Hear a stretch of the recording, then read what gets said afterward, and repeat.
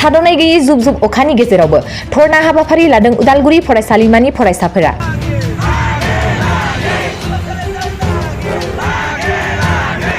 दिनै उदालगुरि फरायसालिमानि फरायसाफोरा गासै बिटिआर ओनसोलनि फरायसालिमाफोराव 3थि आरो 5थि सेमिस्टारनि एडमिशन फिसफोरा प्राइभेट कलेजफोरनि बादि गोबां बांनायनि सायाव खुरिसारदों।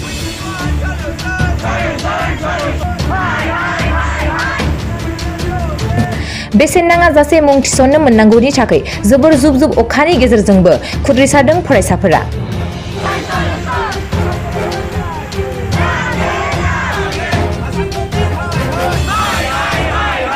बे हाबाफारिखौ लानायनि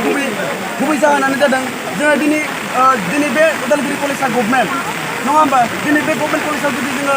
एडमिसनखौ फि मोनाब्ला नै दाख्लै बावैसो जोङो नटिस मोनफैदों आरो बे नटिसआ जोङो गोबां स्टुडेन्टफोरनि थाखाय गिख्रंथाव आरो मोनसे गाबखांनाय लाबोदों। बे नटिसनि गेजेरजों जोंहा गुबुन थांनाय बोसोरफोराव जोंहा फ्रि एडमिसन जायोमोन आरो बे फ्रि एडमिसना गुबुन बोसोरनि बायदि देग्लाय जायाखै आरो बिनि थाखायनो जोङो दिनै प्रटेस्ट खालामदों एगेन्स्ट खालामदों आरो फ्रि एडमिसन जायाखै आरो फ्रि एडमिसना ओरैबायदि माने सिगांनिफ्रायनो दंबोयोमोन आरो बे फ्रि एडमिसन जायैखायनो दिनै प्रटेस्ट खालामदों आरो दिनै फिसाबो ओरैबायदि जाबाय दिनै सोरबा स्टुडेन्ट गोरिब स्टुडेन्टफोरा गोबां बे कलेजाव फरायनो थाफैयो आरो बे कलेजाव फरायफैनाय बिथांमोना दिनैनि फिसारखौ लानानै गोबां गिखांनाय फैदों मानोना एडमिसननि फिसा 6,000 7,000 आरो प्रेक्टिकेल फिस थाबावोब्ला 7,000 एसे सामथिं बारबावोसो दा बेनिखायनो जोङो फ्रि एडमिसन खालामनो थाखाय दिनै बेहाय प्रटेस्ट खालामनाय जादों। दिनै बे प्रटेस्ट खालामनायाव स्टुडेन्ट इउनियन बडिनि आरो बस लिस्टनि आरो इउनिट एबसुनि लोगोसे थानानै जोङो दिनै हेंथायै आरो जोंनो फ्रि एडमिसन नांगौ होननानै दिनै बेहाय प्रटेस्ट खालामनाय जादों।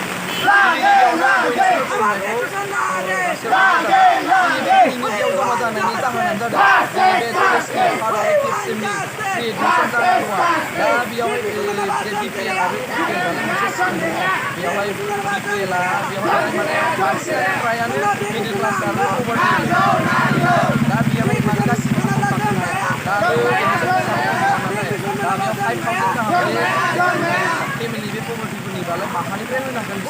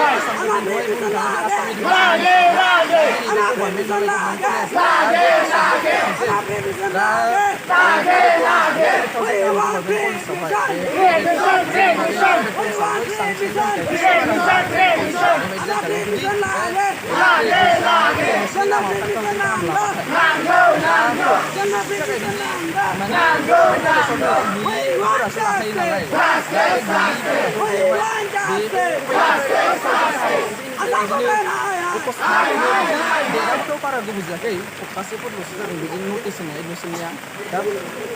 दा बेखौनो लानानै जों बुंनो सानदे दा बे जोंनि बे गभर्नमेन्ट कलेजाव बे 5,000 गाहामनि बे एग्जाम एडमिसन फिस लायोबा जुदि बे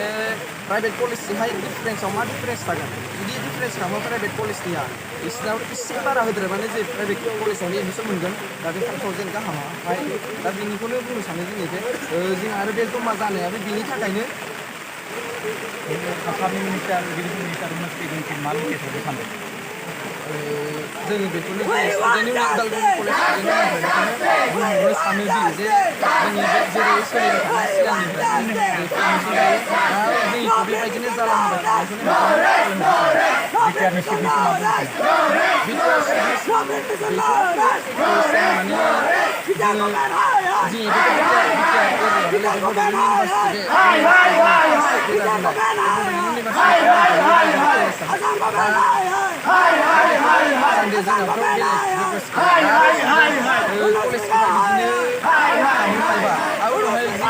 सेमिस्टारफोरखौ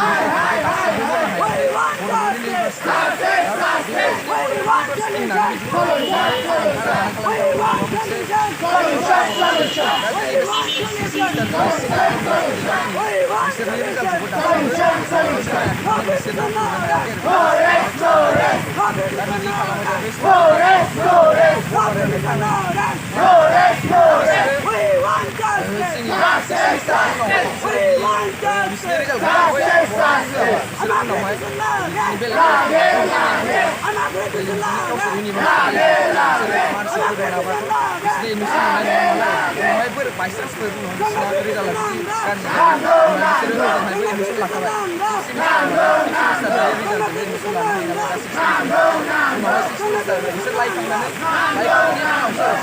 सिक्स सेमिस्टारनि रिजाल्ट होनानै होबाथाय ओमफ्राय जुदि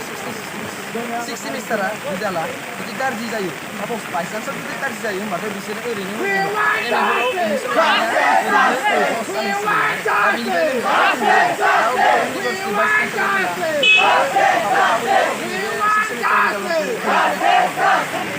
गिबियावनो जा आङो उदालगुरि कलेजनि सासे फरायसा जानानै आं बेखौनो बुंनो सानदों जे जोंखौ दायो जोंजों आसाम सरकारा नटिस होनाय मथे जोंनिया एडमिसनाव without practical बा जोंना 60 रुपिस जायो आरो बे practical माने मेजर बिदिबा जोंहा फरायसालियानो जोंनियाव दाउ दङ जे जों प्राइभेट मानो होननानै बुंबा दिनै जोंनि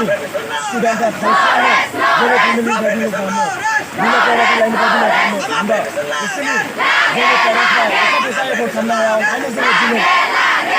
खायसे इउनियन बडिजों सावरायनानै इउनियन मोनसे आरो बर' फरायसा थुनलाइ आफादजों सावरायनानै बेखौ दिनैनिफ्राय प्रटेस्ट लानाय जादों आरो लोगोसे जोङो आसामनि हेमन्त बिश्व शर्मा बिथांजोंबो जोङो मोनसे मेम'रेन्डाम आरो लोगोसे बिटिआरनि जोंनि प्रमद बर' सार बिथांखौबो जोङो गांसे मेम'रेन्डाम साबमिट खालामनाय जागोन आरो लोगोसे इरिगेसन मिनिस्टार गांसे मेम'रेन्डाम साबमिट खालामनाय जागोन जाहाथे जोंनि साननाया फुलफिल जायो आरो लोगोसे जोंनि आबु खस्थ' मोनि बेनि थाखायनो जोङो दिनै बे प्रटेस्टखौ लानाय जादों जेब्लासिम जोंनि साननाया फुलफिल जाया अब्लासिम जोङो बेयाव नांथाबनांगोन आरो जोङो बेखौनो सानदों जे आसाम सरकारनिसिम जेब्लासिम जोंनि साननायखौ फुलफिल खालामा एबा एडमिसन लिस्टखौ सायाव सावरायफिना गोदानै अब्लासिम जोंनि उदालगुरि कलेजनिफ्राय रावबो स्टुडेन्टआ एडमिसन लाया आरो लोगोसे जोङो क्लासाव